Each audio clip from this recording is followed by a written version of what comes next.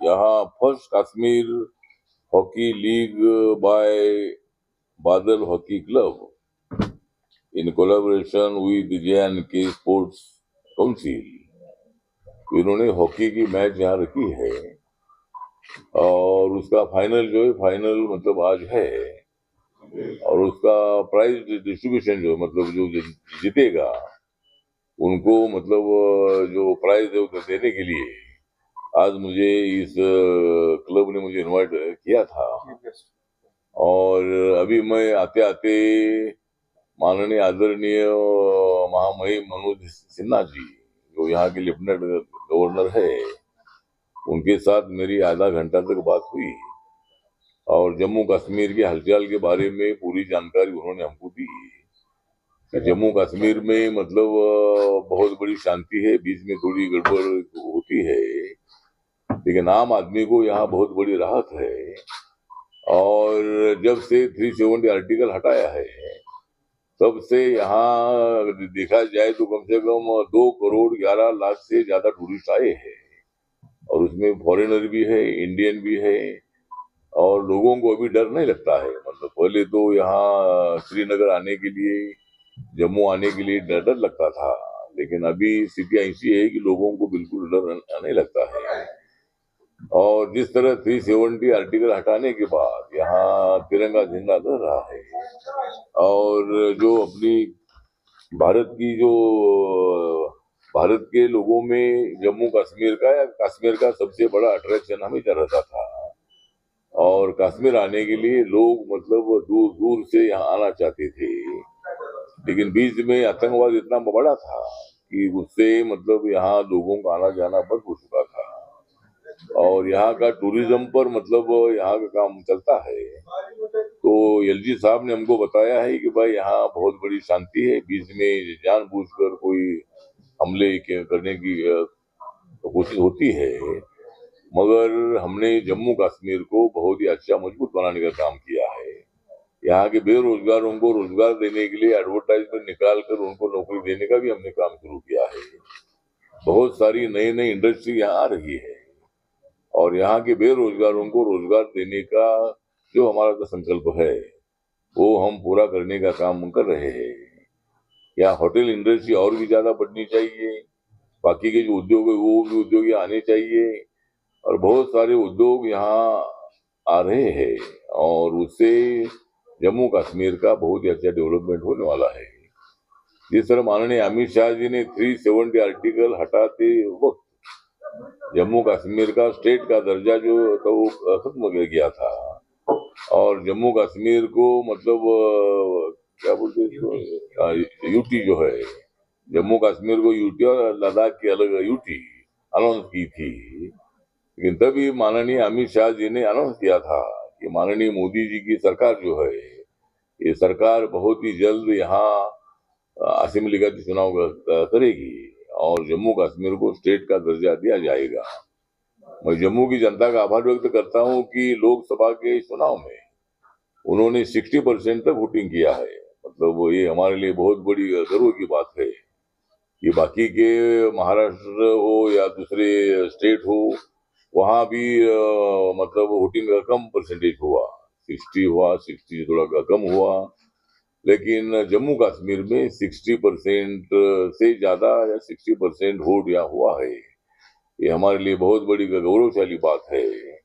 और मैं सभी जम्मू कश्मीर के जनता का आभार व्यक्त करता हूँ कि उन्होंने लोकतंत्र को और भी मजबूत करने का काम यहाँ किया है। और अभी बहुत जल्द ही शायद महाराष्ट्र का, हरियाणा का, झारखंड का चुनाव अक्टूबर में होने जा रहा है, तो शायद अक्टूबर के पहले ही यहाँ स्टेट का दर्जा अनाउंस किया जा सकता है, और यहाँ इलेक्शन अक्टूबर में आ सकता है। तो सभी लोगों को मेरा अपील है कि आप ज्यादा से ज्यादा वोट, 70% 80% वोट आप यहाँ करिए, और जम्मू कश्मीर जो है ये भारत के साथ है। जम्मू कश्मीर ये अभी हमारी अच्छी प्रगति हो रही है, और इसके लिए मतलब ज्यादा से ज्यादा यहाँ से वोटिंग हो, रिकॉर्ड ब्रेक वोटिंग हो, ऐसे हम अपेक्षा व्यक्त करते हैं। मेरा मंत्रालय जो है, मेरा मंत्रालय सोशल जस्टिस एंड एम्पावरमेंट है, मेरा मंत्रालय है। और मैं लगातार 8 साल से मैं मतलब मैं 8 साल से माननीय मोदी सरकार में social justice and empowerment department का एमओएस हूँ। मेरी पार्टी का नाम रिपब्लिकन पार्टी ऑफ इंडिया है और ये पार्टी डॉक्टर बाबा साहब अम्बेडकर जी ने स्थापित की हुई पार्टी है। दलित हो, आदिवासी हो, ओबीसी हो, माइनॉरिटी हो या जनरल कैटेगरी के लोग हो, जो लोग संविधान को मानते हैं वो सब हमारी पार्टी के मेंबर बन सकते हैं। और जम्मू कश्मीर में हमने हमारी पार्टी भी शुरू की है। हमारे हरमीत जी है, हरमीत हमारे सरदार जी है, लेकिन उनका पूरा बचपन और पूरी जिंदगी जम्मू कश्मीर में गई है। वो जम्मू में रहते हैं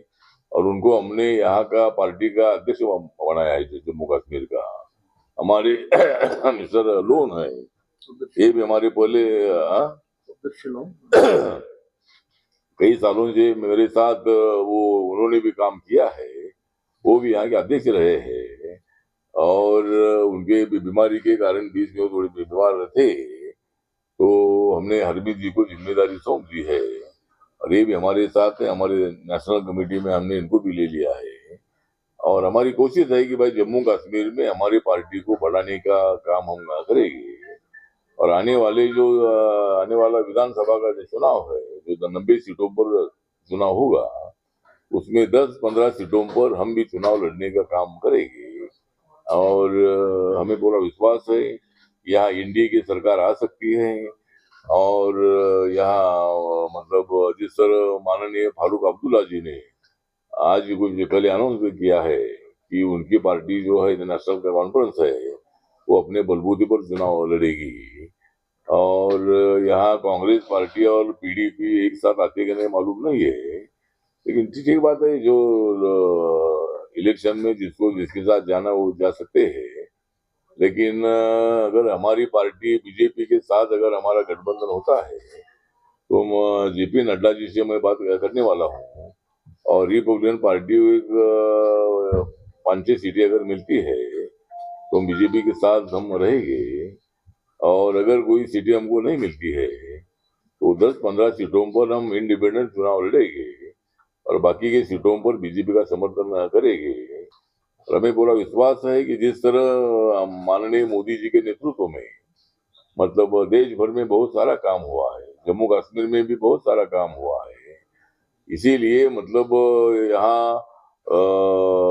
एनडीए की सरकार आ सकती है, बीजेपी की सरकार आ सकती है। इसी तरह की हमारी कोशिश रहेगी और इसके लिए मतलब हम यहाँ मतलब हमारी कोशिश जारी रहेगी। जिस तरह मेरा मंत्रालय जो सोशल जस्टिस एंड एम्पावरमेंट है, मेरे मंत्रालय के अंतर्गत शेड्यूल कास्ट आते हैं, मेरे मंत्रालय के अंतर्गत डीएनटी आते हैं, ओबीसी आते हैं, दिव्यांगजन आते हैं, सीनियर सिटीजन आते हैं, ट्रांसजेंडर आते हैं, अनाथ आते हैं। ऐसे तमाम लोग जो है हमारे मंत्रालय के अंतर्गत आते हैं और देश के टोटल पॉपुलेशन में 85% पॉपुलेशन हमारे मंत्रालय के अंतर्गत आता है। और इस साल का मेरे मंत्रालय का जो बजट है, ये इस साल का मेरे मंत्रालय का बजट 1,65,492.72 करोड़ का